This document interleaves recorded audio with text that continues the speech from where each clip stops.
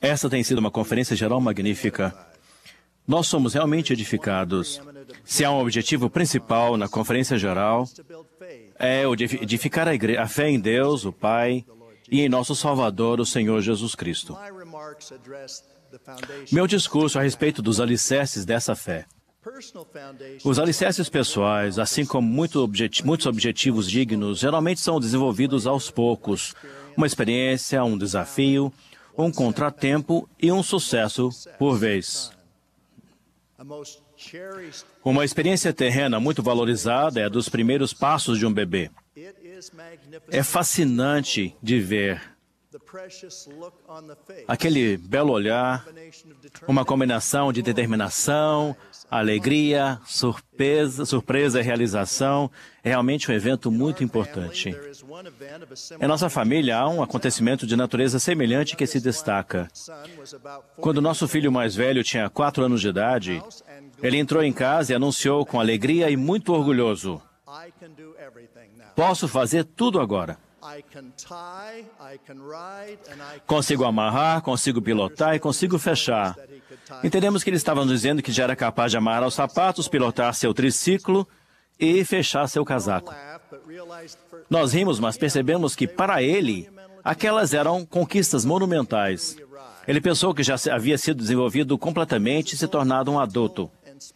O desenvolvimento físico, mental e espiritual têm muito em comum. É muito fácil ver o desenvolvimento físico. Começamos com passos de bebê e progredimos a cada dia, crescendo e nos desenvolvendo para atingir nossa estatura física final. É diferente para cada pessoa. Quando assistimos a uma apresentação musical ou esportiva, costumamos dizer que uma pessoa tem um dom, o que geralmente é verdade. No entanto, o desempenho tem como base anos de preparação e prática. Um escritor bem conhecido, Malcolm Gladwell, chama isso de regra das 10.000 horas. Pesquisadores concluíram que essa quantidade de horas de prática é necessária em esportes, apresentações musicais, proficiência acadêmica, especializações de trabalho, habilidades médicas ou legais, etc. Um desses pesquisadores alega que são necessárias 10.000 horas de prática para alcançar o nível de domínio associado aos melhores do mundo em qualquer coisa. A maioria das pessoas reconhece que para alcançar seu melhor desempenho físico e mental, a preparação e a prática são essenciais. Infelizmente, em um mundo cada vez mais secular, tem se dado menos ênfase à extensão do crescimento espiritual necessária para nos tornarmos mais semelhantes a Cristo e estabelecermos alicerces que levam à fé duradoura. Temos a tendência de enfatizar momentos sublimes de compreensão espiritual. Esses momentos são preciosos quando sabemos que o Espírito Santo prestou testemunho por meio de impressões espirituais especiais em nosso coração e em nossa mente. Nós nos alegramos com esses acontecimentos e eles não devem ser diminuídos de forma alguma. Porém, para termos uma fé duradoura e a companhia constante do Espírito, não há substituto para a observância religiosa individual que pode ser comparada ao desenvolvimento físico e mental. Devemos nos edificar nessas experiências que, às vezes, se assemelham aos passos iniciais de um bebê. Fazemos isso por meio do compromisso com o sagrado em relação às sagradas reuniões sacramentais, ao estudo das Escrituras, à oração e ao serviço em nosso chamado. Em uma homenagem no funeral de um pai de 13 filhos, foi relatado que sua lealdade à oração e ao estudo diário das Escrituras influenciou profundamente seus filhos, dando a eles um alicerce inamovível de fé no Senhor Jesus Cristo. Aos 15 anos de idade, tive uma experiência que foi fundamental para mim. Minha mãe, fiel, tentou me ajudar a estabelecer os alicerces da fé em minha vida. Eu frequentava a reunião sacramental, tinha participado da primária e participava da organização dos rapazes e do livro do seminário. Tinha lido o livro de Mormon e sempre fazia minhas orações pessoais. Naquela época, um fato comovente aconteceu em nossa família quando meu querido irmão mais velho, pensava em enviar seu chamado missionário. Meu pai, maravilhoso, um membro menos ativo da igreja, queria que meu irmão continuasse seus estudos e não servisse em missão. Isso se tornou motivo para discussões. Em uma conversa inesquecível com meu irmão, que era 5 anos mais velho do que eu e que conduzia nosso debate, concluímos que sua decisão de servir em missão dependia de 3 perguntas. 1. Jesus é divino? 2. O livro de Mormon é verdadeiro? E 3. José Smith foi o profeta da restauração? Quando orei sinceramente naquela noite, o Espírito confirmou a mim a veracidade dessas 3 perguntas. Passei também a compreender que quase toda decisão que eu tomasse pelo resto de minha vida aconteceria com base nas respostas àquelas 3 perguntas. Percebi principalmente que a fé em Jesus Cristo é essencial. Ao olhar para trás, reconheço que, por causa da minha mãe, os alicerces haviam sido preparados para que eu recebesse a confirmação espiritual naquela noite. Meu irmão, que já tinha um testemunho, tomou a decisão de servir missão e finalmente conseguiu o apoio de nosso pai. A orientação espiritual é recebida quando precisamos dela, no tempo do Senhor e de acordo com sua vontade. O livro de Mormon, outro testamento de Jesus Cristo, é um excelente exemplo. Recentemente, vi a primeira edição do livro de Mormon.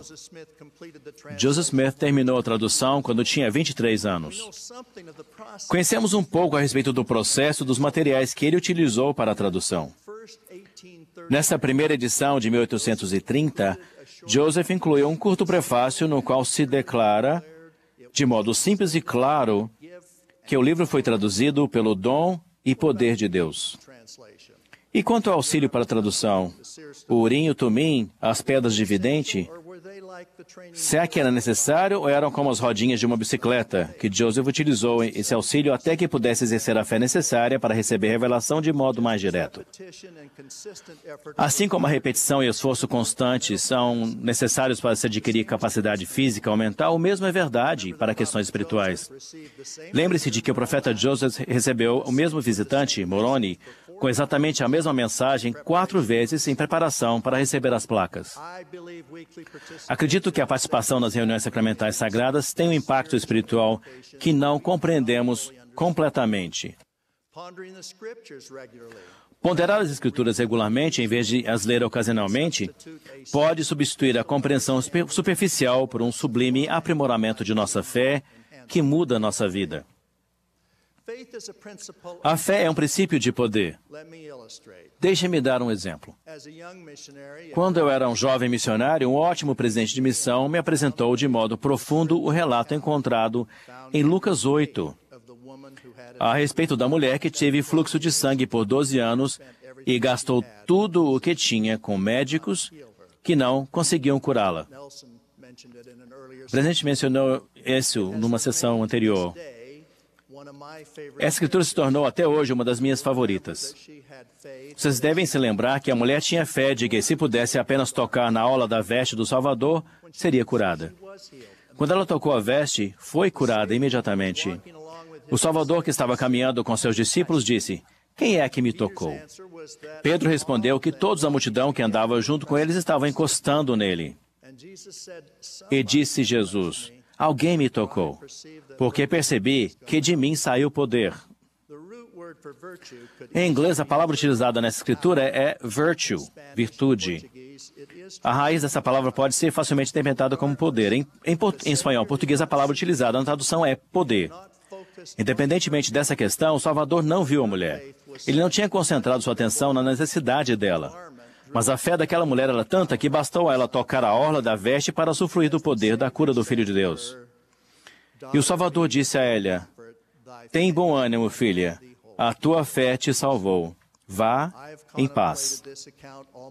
Contemplei essa escritura durante toda a minha vida adulta.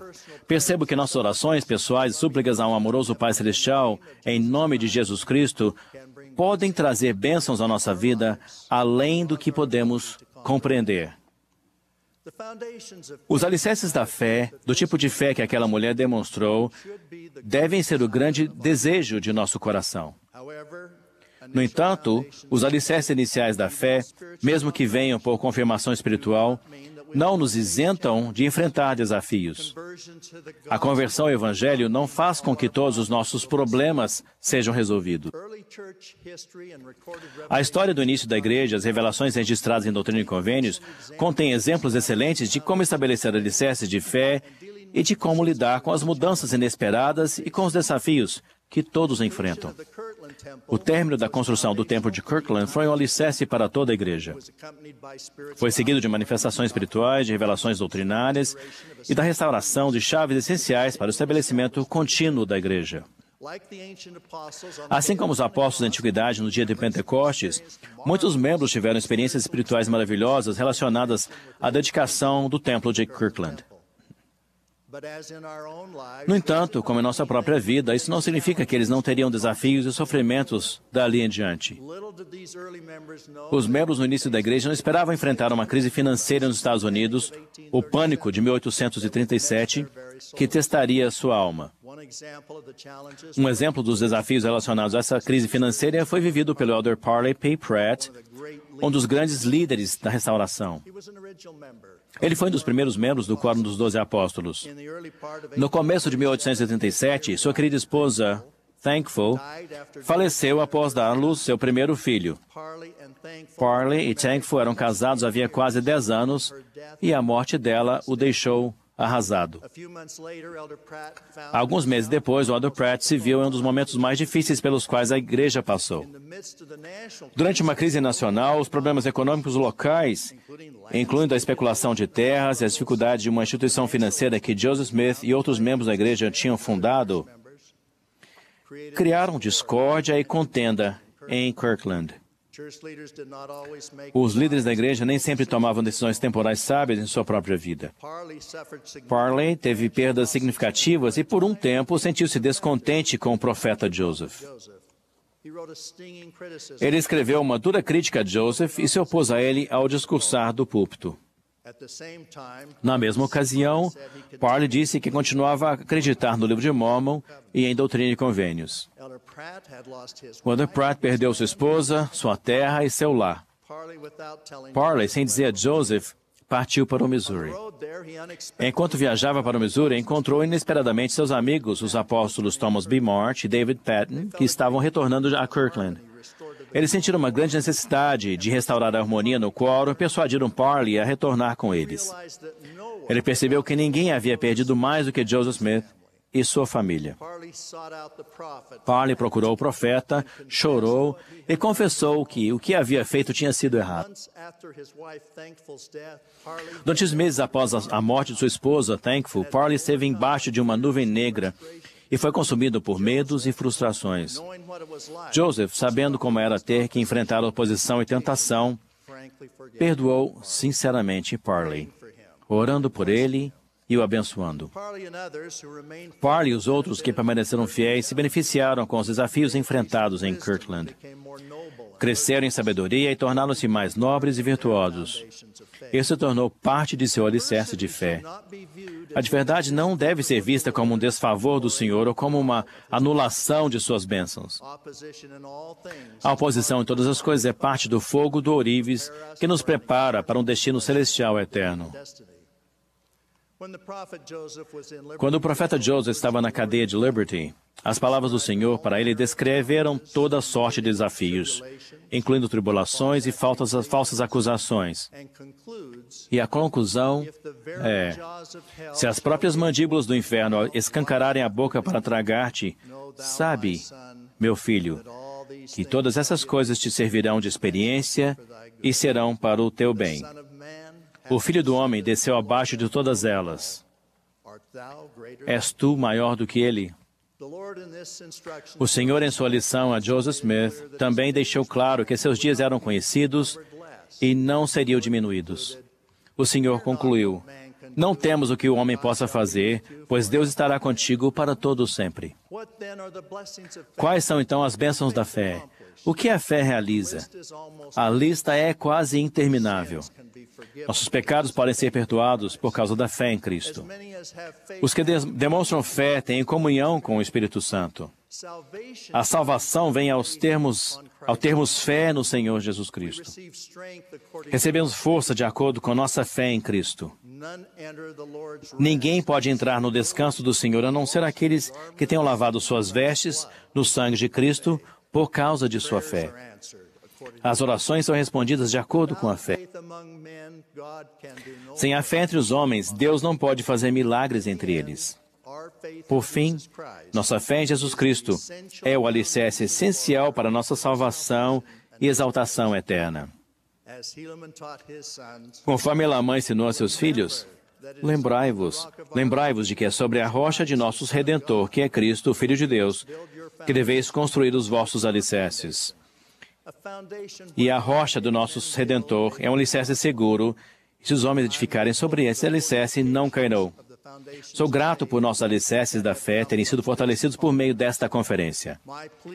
Rogo que façamos os sacrifícios requeridos e que tenhamos a humildade necessária para fortalecer os alicerces de nossa fé no Senhor Jesus Cristo. E dele presto o meu firme testemunho. Em nome de Jesus Cristo. Amém.